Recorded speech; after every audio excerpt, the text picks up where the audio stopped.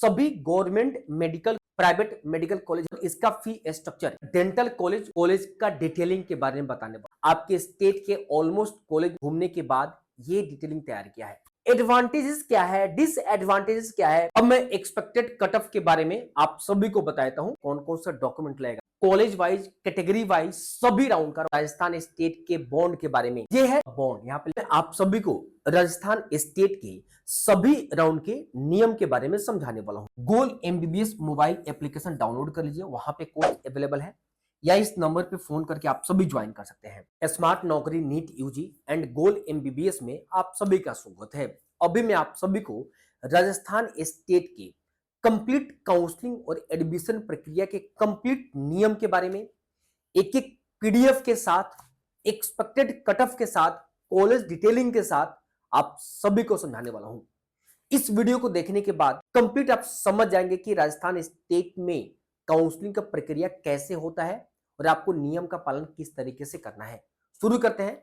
आप सभी चैनल को जरूर सब्सक्राइब कर लीजिए। आपके स्टेट का कंप्लीट नोटिफिकेशन आप सभी को यूट्यूब और टेलीग्राम पे मिलेगा। टेलीग्राम का लिंक दे रखा है, आप सभी ज्वाइन कर लीजिए। तो आप सभी देखें, इसको मैं बाद में दिखाऊंगा। एक बार पहले शुरू से आप सभी को एक एक पीडीएफ ये देखें।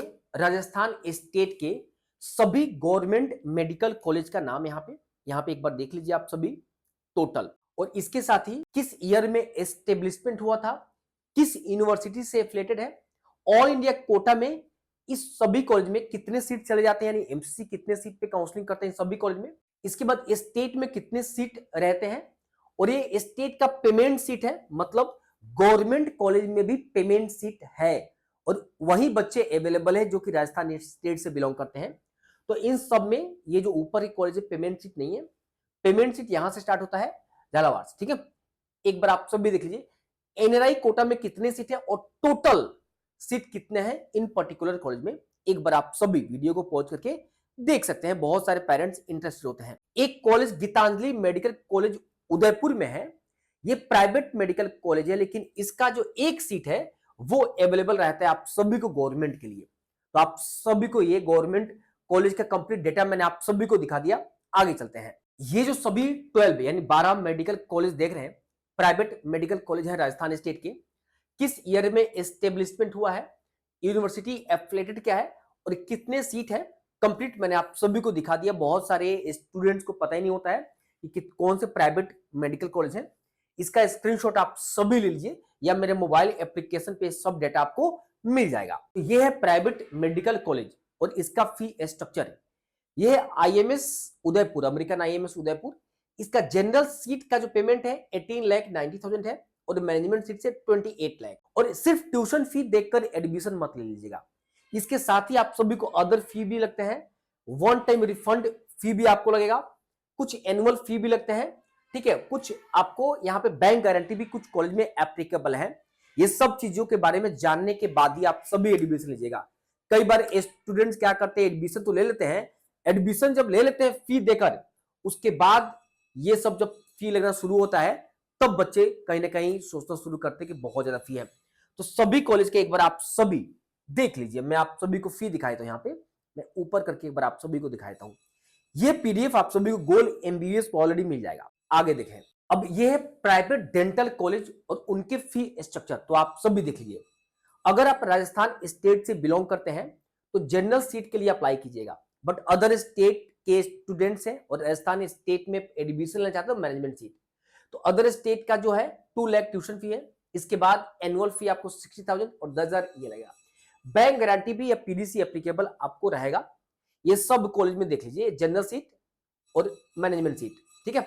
एक बार आप सब भी देख लीजिए। बहुत अगर आप डेंटल में भी एडमिशन लेना चाहते हैं तो आप सभी ले सकते हैं। अब मैं आप सभी को कॉलेज का डिटेलिंग के बारे में बताने वाला हूं। देखो, कॉलेज का डिटेलिंग बहुत जरूरी है।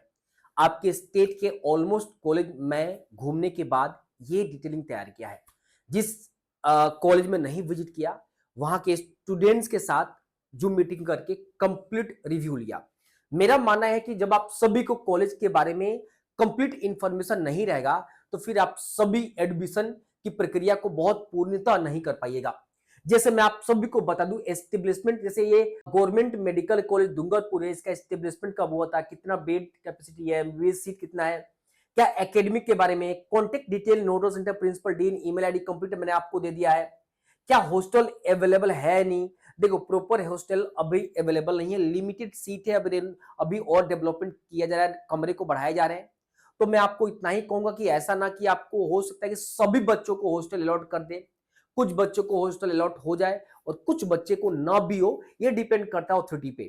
ठीक है, मैं आप सभी को पहले बताता हूं, ये कंप्लीट कॉलेज फी डिटेल है, कंप्लीट कितना फी क्या क्या लगेगा, एडमिशन फी, कॉजन फी, डेवलपमेंट फी, कंप्लीट डिटेल के बारे में आपको बता दिया।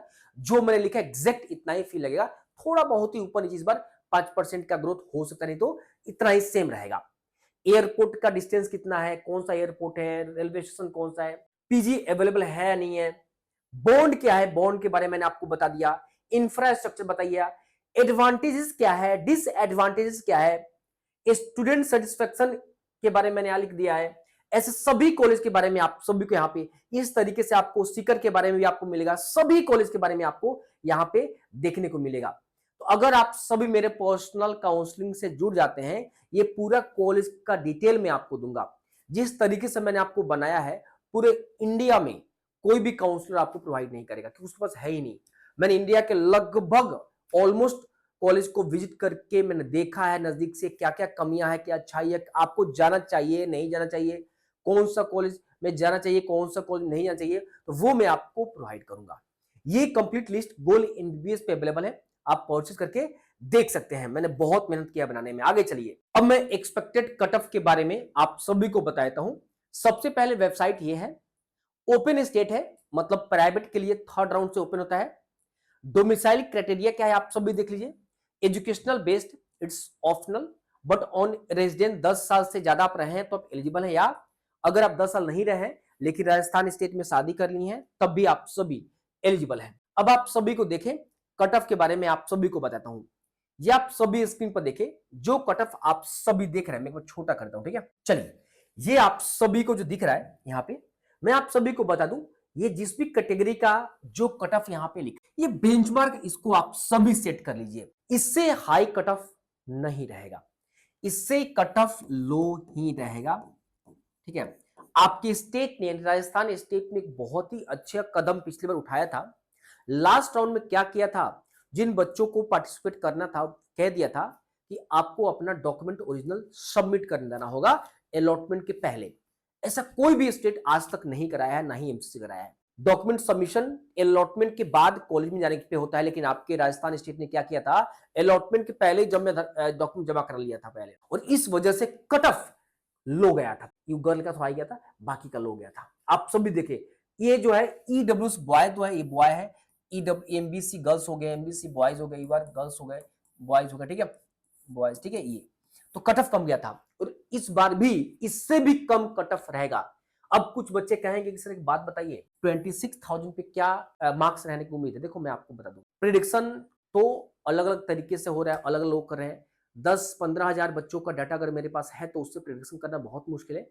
फिर भी मुझे लगता है कि अगर ये रैंक 26,000 है तो 520, 515, 510 के अप्रोक्स रह सकता है। हो सकता है कि इससे कम भी हो जाए, 500 पे भी हो, ठीक है। मैं ये नहीं, मैं बस आपको एक प्रिडिक्शन ही बता रहा हूँ कि अराउंड 510-20 के अराउंड ही रहने का उम्मीद जताया जा रहा है, ठीक है। चलो, ये आप सभी देख लो, और इससे कम कट ऑफ रहेगा। बहुत अच्छी खबर है कि पिछली बार स्टेप लेने के बाद एक नया मूव देखने को मिला है। ये जनरल पेमेंट सीट स्टेट के बच्चों के लिए है, ठीक है। इसका फी थोड़ा ज्यादा रहता है, इसको भी एक बार आप सभी कैटेगरी वाइज देख लीजिए। आगे देखें, अब मैं आप सभी को बताता हूं कि आपके स्टेट में कौन कौन सा डॉक्यूमेंट लगेगा। देखो, मैं यूट्यूब पे आप सभी को complete A to Z process बता देता हूं, बहुत कम ही लोग इतना डिटेल में बताएगा। देखो, मैं इसलिए बता रहा हूं कि मैं चाहता हूं कि जिन बच्चों के पास पैसे नहीं है, किसी का पर्सनल काउंसलिंग या मेरा ही पर्सनल प्रोग्राम नहीं ज्वाइन कर सकते, उनका भी हक बनता है उसे जाने के लिए। लेकिन अगर मैं जो बता रहा हूं इसको सीखने के बाद डीपली और एनालिसिस करना, समझना, वो आपका जिम्मेदारी है। थोड़ा सा आप अगर समझ कर काउंसलिंग करेंगे तो अच्छा कॉलेज मिल जाएगा, चाहे स्टेट हो या ऑल इंडिया कोटा। प्रोसेस सही होना चाहिए, प्रोसेस सही नहीं है तो फिर आपको रैंक के अकॉर्डिंग डिजर्विंग कॉलेज मिलना थोड़ा मुश्किल है, ठीक है। कॉलेज तो सबको मिलता है अगर अच्छा रैंक है तो, लेकिन डिजर्विंग कॉलेज मिलना सबसे इंपॉर्टेंट है। अब मैं आप सभी को बता दूं क्या क्या डॉक्यूमेंट आपके लिए रिक्वायरमेंट है। वेरिफिकेशन, मैंने कहा ना, वेरिफिकेशन के लिए आप सभी को जयपुर जाना होगा, और वेरिफिकेशन 3 से 4 दिन पहले फर्स्ट राउंड, सेकंड राउंड या थर्ड राउंड के पहले हो जाएगा। जो भी राउंड स्टार्ट होगा, मान लो कि पहला राउंड स्टार्ट हो रहा है, उसके 3 से 4 दिन पहले डॉक्यूमेंट वेरिफिकेशन जयपुर में जाकर फिजिकली आपको कराना होगा। वेरीफाइड हो जाएगा, उसके बाद ही आप सभी को कॉलेज अलॉटमेंट किया जाएगा। अगर वेरीफाइड नहीं हुआ तो कॉलेज अलॉटमेंट आपको नहीं किया जाएगा, ठीक है। हाँ, फिर सेकेंड राउंड में आप ट्राई करेंगे। इसलिए मैं कहता हूं हर डॉक्यूमेंट को लेकर आपको जाना पड़ेगा। जब आप सभी फॉर्म को अप्लाई करेंगे तो part A part B download करने का मौका मिलेगा, वो अप्लाई करेंगे। बच्चे को क्या करते हैं, पार्ट ए तो अप्लाई कर देते हैं, पार्ट बी अप्लाई करना जानते ही नहीं, कैसे होता है पता ही नहीं चलता है, क्योंकि ऑप्शन में क्या होता है, पार्ट ए का अलग ये लिंक होता है और पार्ट बी का अलग होता है, फिर पेमेंट करने का अलग होता है। अब बच्चे इसमें कंफ्यूज करते हैं, ठीक है। मैं आपको बता दूं, अलॉटमेंट लेटर यानी ये अलॉटमेंट लेटर आपको तब लेकर जाना है जब आपको कॉलेज अलॉट हो जाएगा। वेरिफिकेशन के दौरान ये आपको तो जरूरत नहीं है, ये लेकर जाना है score card, marksheet plus 10th 12th का और सर्टिफिकेट, डेट ऑफ बर्थ। अगर 10th के मार्क्स डेट ऑफ बर्थ है तो आपको उसी से काम चल जाएगा। मार्कशीट आप सभी को क्लास 10 का सर्टिफिकेट हो तो ठीक है। कई बार कई स्टेट में क्या होता है, मार्कशीट कम सर्टिफिकेट एक ही में होता है तो चलेगा, कोई दिक्कत नहीं है। यहाँ पे 11th का अगर आपके पास है, प्रमोटेड कैंडिडेट है, ठीक है, तो आपको होना चाहिए certificate document providing your eligibility as selected by you on the time of filling of online application form, ठीक है, 1 to 11 as per your serial number. ये मैंने आप सभी को बता दूंगा, ये डॉक्यूमेंट प्रोवाइड आपको करना पड़ेगा अगर आप सभी उस अकॉर्डिंग अप्लाई करते हैं। तो जब ये स्टार्ट होगा मैं आपको इसको लेकर सेपरेटली मैं आपको सुनाऊंगा, ठीक है। आइडेंटिटी प्रूफ किसी भी चीज का, एक गवर्नमेंट का प्रूफ आपके पास होना चाहिए। वैलिड कास्ट सर्टिफिकेट होना चाहिए। अगर आप किसी कास्ट से अप्लाई कर रहे हैं तो वैलिड कास्ट करेंट का होना चाहिए। डोमिसाइल होना बहुत इंपॉर्टेंट है। स्टेट के लिए डोमिसाइल नहीं है तो आपको एलिजिबिलिटी नहीं मिलेगा बच्चों। 4 पासपोर्ट साइज फोटोग्राफ्स, वही फोटोग्राफ जो नीट के समय आपने ऑनलाइन अप्लाई किया था। पीडब्ल्यूडी अगर अप्लाई किए तो पीडब्ल्यूडी सर्टिफिकेट आपके पास होना चाहिए। यहाँ पे डब्ल्यूडीपी से अप्लाई किया तो सर्टिफिकेट होना चाहिए, ईडब्ल्यू से अप्लाई किया तो सर्टिफिकेट होना चाहिए। Bond bank guarantee as per applicable proforma, bank guarantee अगर प्राइवेट के लिए करना चाहते तो बैंक गारंटी होना चाहिए। एनी अदर रेलेवेंट सर्टिफिकेट अगर है, मतलब जो भी इसके अलावा कोई भी बच जाता है उसको भी लेकर जाना जरूरी है। तो sponsored resident certificate issue by the Indian embassy, ये एनआरआई के लिए है, ठीक है। Father mother guardian shall also submit an undertaking regarding relationship for NRI quota के लिए है, एनआरआई के लिए, ठीक है। Address proof for of parent and local NRI के लिए है। गैप सर्टिफिकेट अगर आप 2025 अभी चल रहा है, 2025 में अगर क्लास 12 किए हैं तो ये तो आपको जरूरत नहीं है। लेकिन अगर आप 2024 में किए हैं आपको, या 2024 के पहले किए हैं तो आप सभी गैप सर्टिफिकेट लगेगा। ये नीट का कंफर्मेशन पेज लगेगा, ये गैप सर्टिफिकेट, ये तो मैं प्रोवाइड कर दूंगा। कंफर्मेशन पेज मतलब नीट का जब फॉर्म को अप्लाई किया था उस समय कंफर्मेशन पेज निकला था, वो यहाँ पे बात कर रहा है। तो आपके पास होना चाहिए, नहीं है तो मैं आपको लिंक बता दूंगा, डाउनलोड कर लीजिएगा। ये रहा complete college wise, category wise सभी राउंड का, राउंड 1 2 मॉपअप और एस राउंड का कट ऑफ, सभी कैटेगरी का कॉलेज है। बॉन्ड के बारे में, ट्यूशन फी कितना है, सीट स्टेट का सीट है 208 स्टेट का सीट, कुछ तो ऑल इंडिया कोटा में चला गया, ठीक है। ये सभी यहाँ पे कॉलेज का कट ऑफ है, एक बार आप सभी देख लीजिए, ठीक है। यहाँ पे वीडियो को पॉज करके एक बार आप सभी देख लीजिएगा, ठीक है। इसको मैं मोबाइल एप्लीकेशन पे डाल दूंगा, एक बार आप सभी देख लीजिए, या एक बार मैं आपको दिखा देता हूँ, ठीक है। एक बार वीडियो को पॉज करके जो जिस भी कॉलेज देख लीजिए, बहुत ज्यादा है तो थोड़ा तेज में दिखा रहा हूँ, ठीक है। सोलो करके आप देख सकते हैं, ठीक है। यहाँ पे वीडियो को पॉज करके देखिएगा, ठीक है, या आपको मैं प्रोवाइड कर दूंगा एप्लीकेशन, ठीक है। चलिए, ये रहा नया कॉलेज है सवाई माधोपुर। आगे चलते हैं। अब मैं आप सभी को बताने वाला हूं राजस्थान स्टेट के बॉन्ड के बारे में। जब आप सभी, पहला पॉइंट देखें, जब आप सभी गवर्नमेंट एमबीबीएस कॉलेज में एडमिशन लेने जाएंगे तो आपको एक बॉन्ड फिलअप कराकर साइन कराया जाएगा। वो बॉन्ड क्या है मैं आपको दिखाऊंगा। उस बॉन्ड में ये रहेगा कि आप सभी जब कॉलेज में एडमिशन लेने जा रहे हैं तो आप सभी कोर्स ड्यूरेशन को पूरा करेंगे 4.5 + 1। अगर आप पूरा नहीं करते हैं तो आपको पेनाल्टी लगेगा एंड 2 साल का आप सभी को स्टेट अथॉरिटी का जो भी सर्विस है वो देना पड़ेगा। अगर आप ऐसा फुलफिल नहीं करते हैं तो 5 लाख का आपको पेनाल्टी देना पड़ेगा। आपको 5 लाख का पेनाल्टी, मतलब ड्यूरेशन तो पूरा करना पड़ेगा, बीच में छोड़ना नहीं है, ठीक है। ये कंपल्सरी, एक सीट बर्बाद हो जाएगा। और अगर 2 साल नहीं करते हैं तो 5 लाख का पेनाल्टी देना पड़ेगा।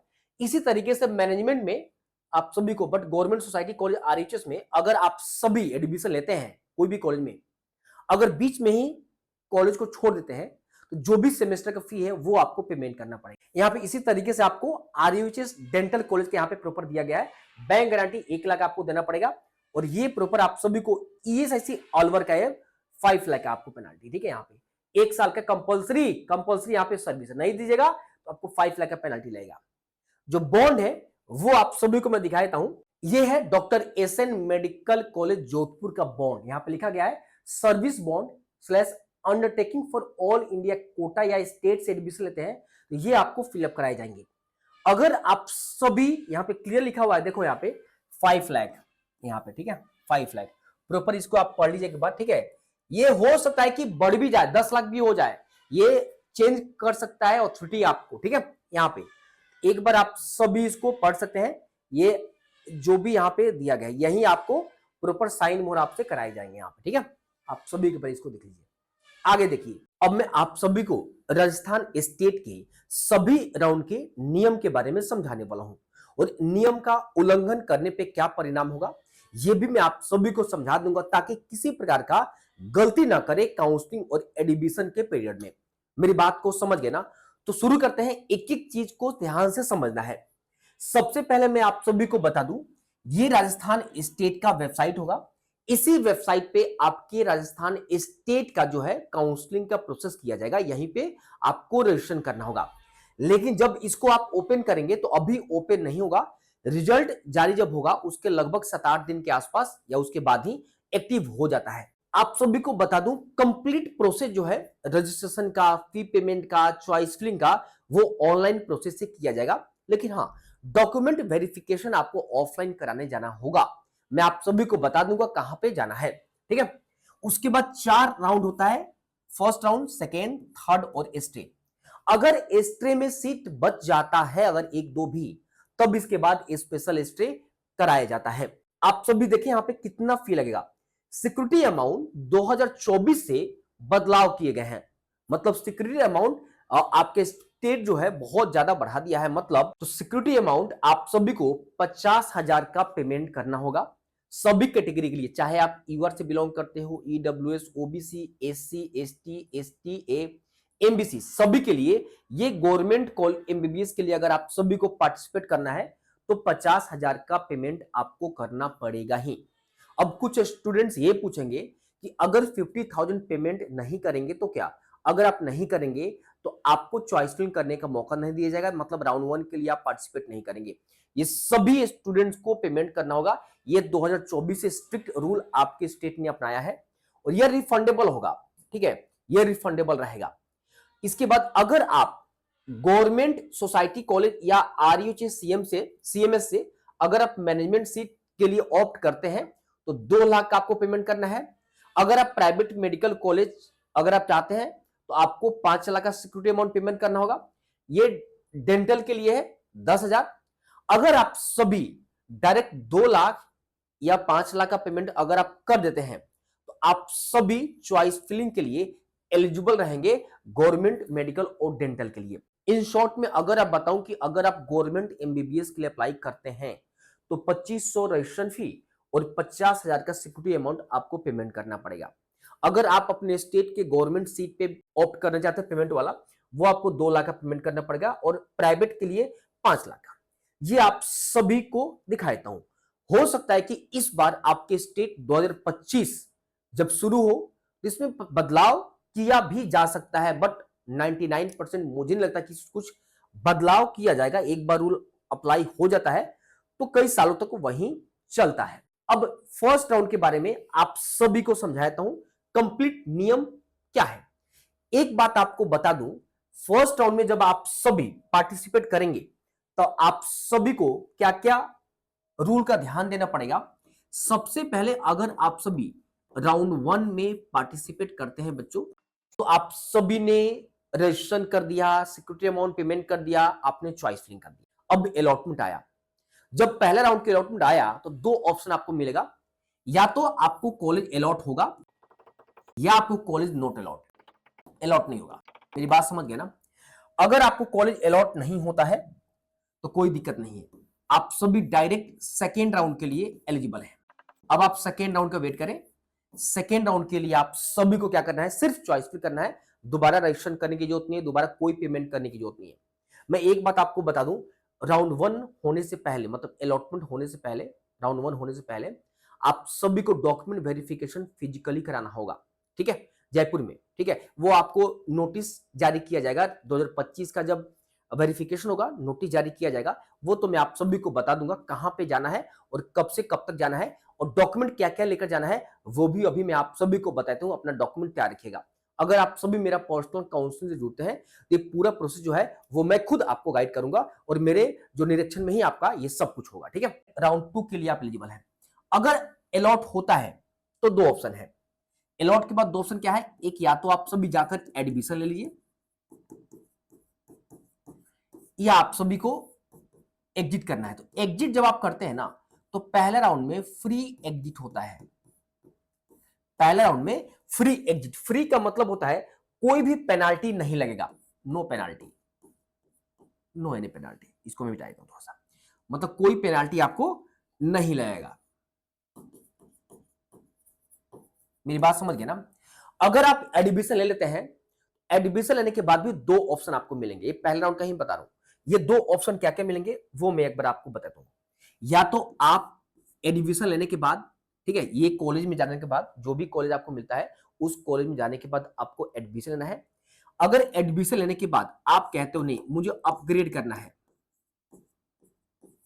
तो आप सभी अपग्रेड करके राउंड 2 के लिए एलिजिबल है। लेकिन अगर आप चाहते हैं कि नहीं एडमिशन लेने के बाद मैं अब फाइनल कर दूं, फाइनल, ठीक है, मतलब जो कॉलेज राउंड 1 में मिला वो मैं फाइनल है, मुझे अपग्रेड नहीं करना है, तब तो आपका काउंसलिंग एंड हो जाएगा। अगर आप अपग्रेड करते हैं तो अपग्रेड का मतलब ये होता है कि आपको राउंड 1 में जो कॉलेज मिला उससे संतुष्ट तो है, लेकिन आप चाहते नहीं और भी बेटर कॉलेज और भी ऊपर के कॉलेज मिले, तो उसके लिए अपग्रेड कर सकते हैं। और मैं सजेस्ट करता हूं बच्चों कि अगर नंबर 1 का कॉलेज तुमको स्टेट का मिल गया, एक नंबर का, तब तो अपग्रेड होगा ही नहीं। लेकिन अगर मान लो कि अगर तुमने प्रेफरेंस दिया 20 कॉलेज प्रेफरेंस दिया, मान लो कि तुमने 20 कॉलेज ही दिया प्रेफरेंस में और उसमें से 12 नंबर का कॉलेज मिल गया, ये राउंड 1 में, राउंड 1 में 12 नंबर का प्रेफरेंस मिल गया, तो आप अपग्रेड करो। देखो अपग्रेड जो है ना 2 बार करने का मौका मिलेगा, राउंड 1 से 2 में और फिर 2 से 3 में। तो आपको क्या, अगर मान लो कि राउंड 1 में 12 नंबर का कॉलेज मिला, आपने एडमिशन ले लिया, राउंड 2 में चले गए, राउंड 2 में फिर से आपने प्रेफरेंस डाला और हो सकता है कि आपको 9 नंबर का कॉलेज मिल जाए, डेफिनेटली अपग्रेड, मतलब अगर रैंक अच्छा है तो 99% अपग्रेड होगा ही होगा, ठीक है। 9 नंबर कॉलेज मिल गया, फिर राउंड 2 में जाने के बाद क्या करना, आप सब फिर से एक बार राउंड 3 के लिए आप अपग्रेड कर देना। जब राउंड 3 के लिए अपग्रेड करोगे, राउंड 3 में फिर चॉइस फिल करोगे, तो क्या पता 9 से आपको 6 नंबर का कॉलेज मिल गया, मतलब 12 से सीधा आप 6 नंबर वाला प्रेफरेंस का कॉलेज मिल गया, मतलब बहुत ही बेटर कॉलेज आपको मिल जाता है इस केस में। तो आपको अपग्रेड करना चाहिए, मैं बच्चों को रिकमेंड करता हूं कि अपग्रेड करना चाहिए। लेकिन कुछ बच्चे का रहता है कि ड्रीम कॉलेज नहीं, मुझे यहीं जाना है, मुझे कोटा ही जाना है, मुझे भिलवाड़ा ही जाना है, मुझे यही कॉलेज चाहिए था, तब तो ठीक है, आपको ड्रीम कॉलेज मिल गया तब तो ठीक है। लेकिन आपको लगता है कि नहीं सर वो ड्रीम नहीं है, बेटर जो है वो, तो मैं रिकमेंड करता हूं, ठीक है। तो उस अकॉर्डिंग क्या फॉरवर्ड कर लेंगे, एक बार मेरा काउंसलिंग प्रोग्राम आप ज्वाइन कर लीजिएगा। नहीं भी करते, जो मैं आपको समझा रहा हूं ना इसको समझ लीजिएगा, तब भी आपका काम बन जाएगा, ठीक है। चलिए, जो मैंने समझाया वो सब यहाँ पे लिखा मिलेगा। तो यहाँ पे लिखा गया है कि आप सभी क्या करो, ऑनलाइन रजिस्ट्रेशन करना है, पेमेंट करना है रजिस्ट्रेशन फी और सिक्योरिटी अमाउंट, फिर चॉइस फिलिंग करना है।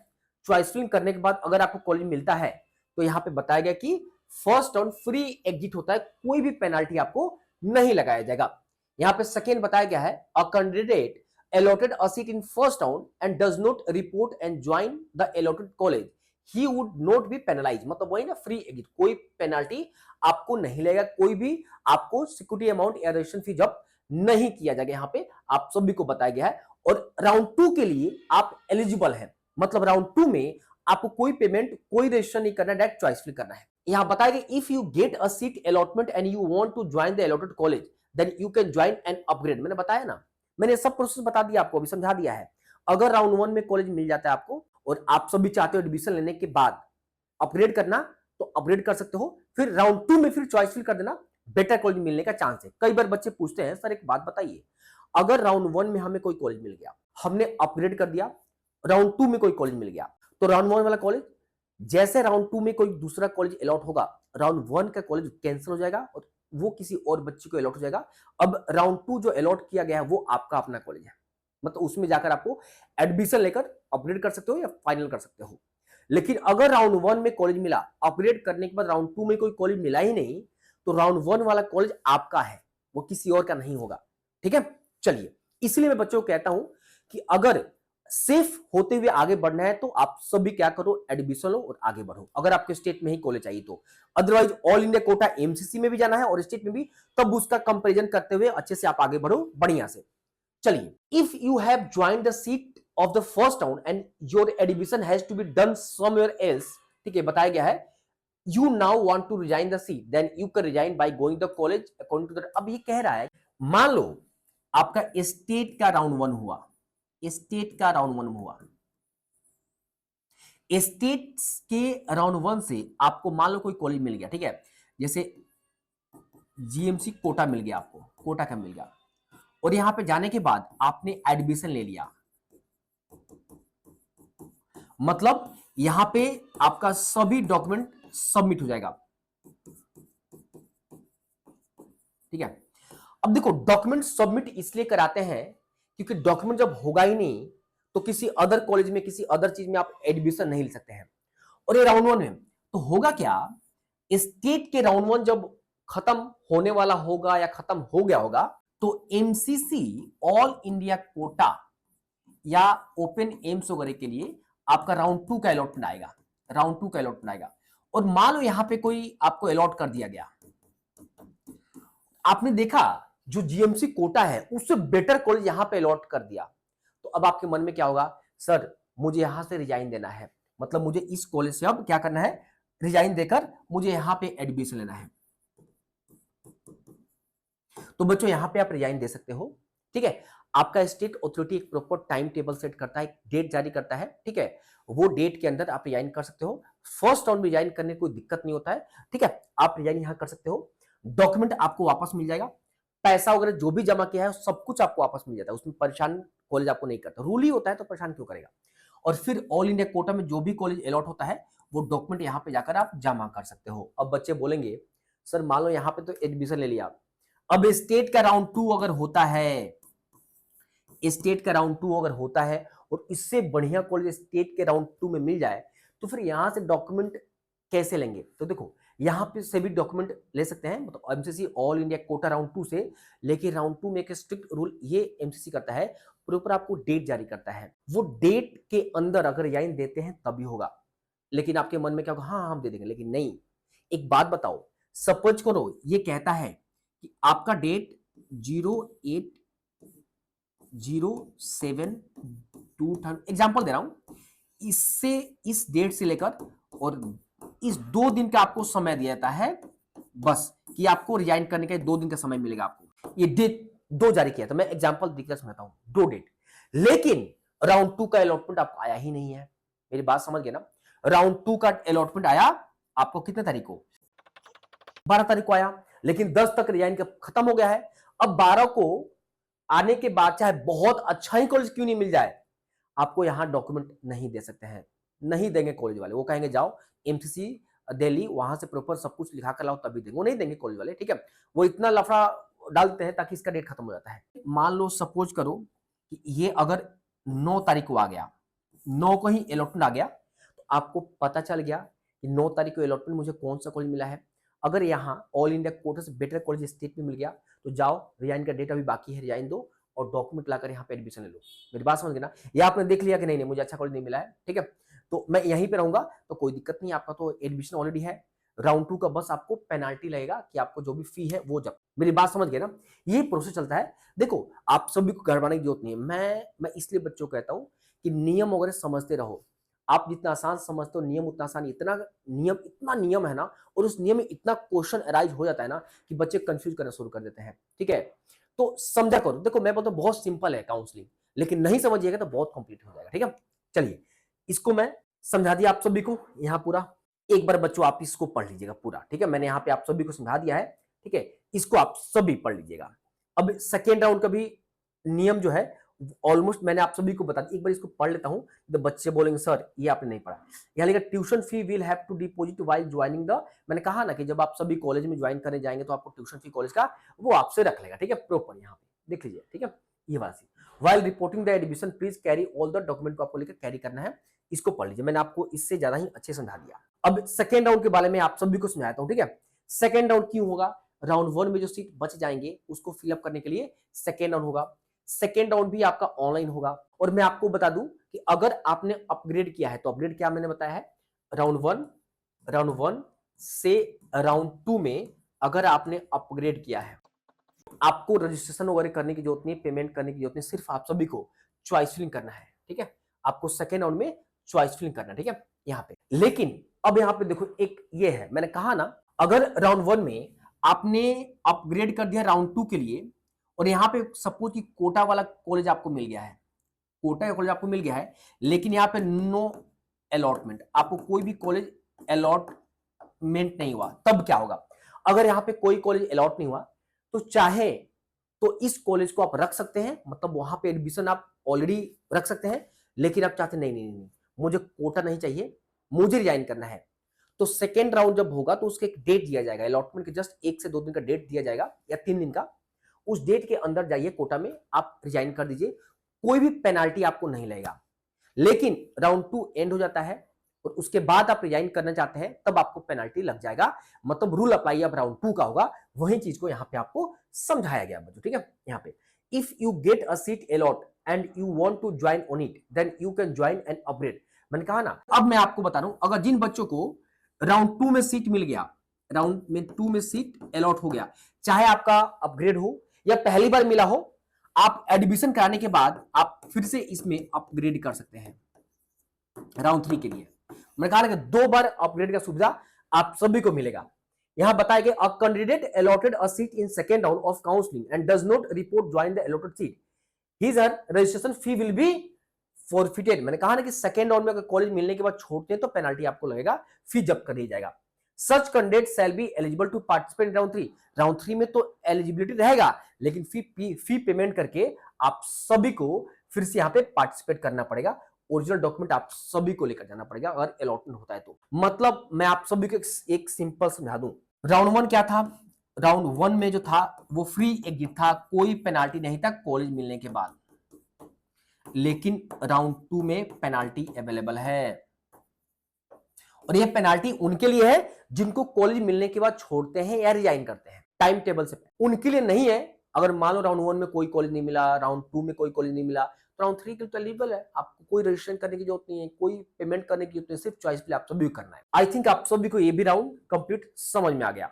अब बात करते हैं थर्ड राउंड और एसटी राउंड। थर्ड राउंड बहुत सिंपल है, ये भी आप सभी को सेकेंड राउंड में जो सीट बच जाएगा उसको फिलअप करने के लिए इसका थर्ड राउंड होता है, ये भी कंप्लीट ऑनलाइन मोड में होगा। फ्रेश एप्लीकेशन फॉर्म शैल भी ओपन रहेगा उनके लिए जिन्होंने रजिस्टर नहीं किया या जिन्होंने सेकेंड राउंड में कॉलेज मिलने के बाद छोड़ा है, वो यहाँ पे फी पेमेंट कर सकते हैं।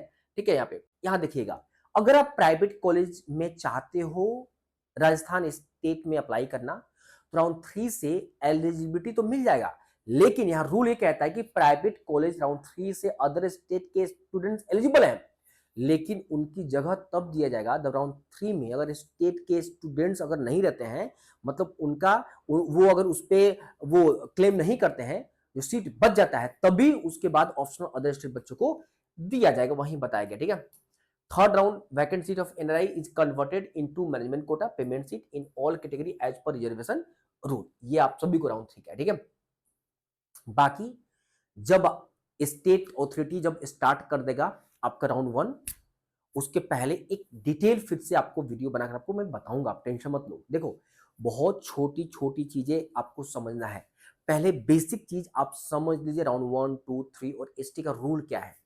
फिर क्या करता है ना, स्टेट ऑथोरिटी हर बार कोई नया नोटिस जारी कर देगा, फिर से हर राउंड के पहले एक नया रूल लगा देगा, एक लाइन नोट करके, वो सब आपको जानना और समझना होता है। ठीक है, मेरी बात समझ गए ना?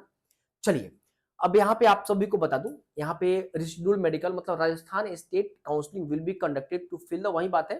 ठीक है, वैकेंट राउंड थ्री में सीट बच जाएगा, इसको फिलअप करने के लिए होता है। After third round once the state NEET merit is exhausted the admission on residual, जो भी सीट बच जाता है उसको पूरा किया जाता है। ठीक है, यहाँ पे on registering with state NEET UG counselling board 2025 the residual seat, मतलब मैं समझाता हूं, ये सब आप सभी को लैंग्वेज पता नहीं समझ आएगी। अगर एसटी राउंड तभी होता है जब राउंड थ्री में कोई सीट बचता है, तो पहला पॉइंट। दूसरा पॉइंट, एसटी राउंड में वही बच्चे एलिजिबल रहते हैं जो स्टूडेंट को अभी तक कहीं कॉलेज नहीं मिला है, वही बच्चे एलिजिबल रहेंगे यहाँ पे। अगर आपको स्टेट से कोई कॉलेज नहीं मिला है तो आप एलिजिबल हैं। अगर आपने ऑल इंडिया कोटा एमसीसी से एडमिशन ले रखा है तो इसके लिए आप एलिजिबल नहीं रहेंगे। मैं आपको बता दूं, इसमें पार्टिसिपेट करने के लिए बहुत ही स्ट्रिक्ट रूल अपनाएगा, आपका पूरा डॉक्यूमेंट रख लेगा।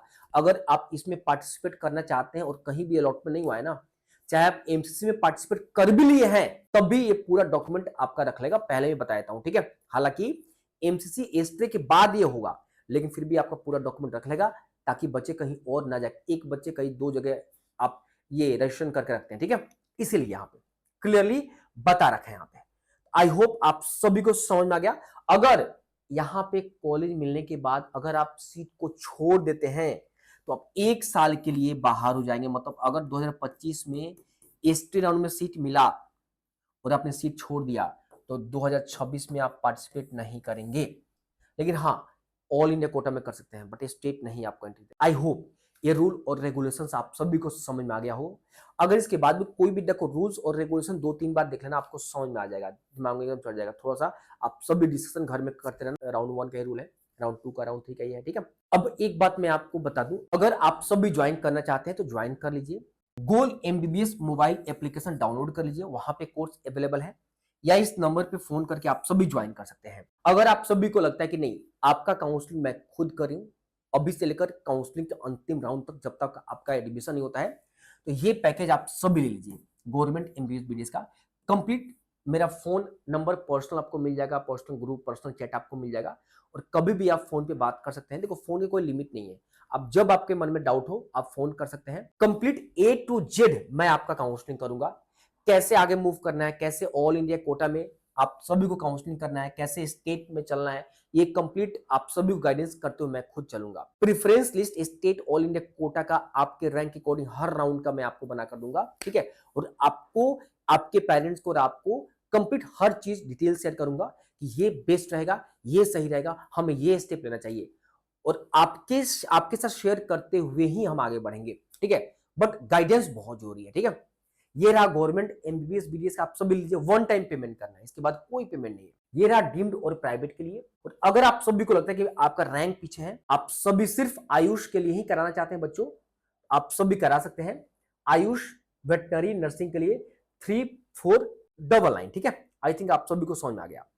और ये रहा, अगर आपको लगता है कि नहीं नहीं भैया मेरा रैंक पीछे ही है तो क्या हुआ, मैं एमबीबीएस का भी कराऊंगा, बीडीएस का, वेटनरी का भी, आयुष का भी, नर्सिंग का भी, तो कंप्लीट पैकेज 6999 में ये मैंने आप सभी के लिए कर। तो आप सभी ज्वाइन कर लीजिए, इस नंबर पे फोन से भी बात कर सकते हैं और गोल एमबीबीएस ज्वाइन कर लीजिए। देखो ज्वाइन कर लीजिए, क्योंकि आपको पता है कि लिमिट मैं बच्चों को ही लूंगा, तो फिर एक बार ये ओपन क्लोज हो जाएगा तो फिर आपको फिर नहीं ले पाऊंगा, तो ले लीजिए जितना जल्दी हो जाए।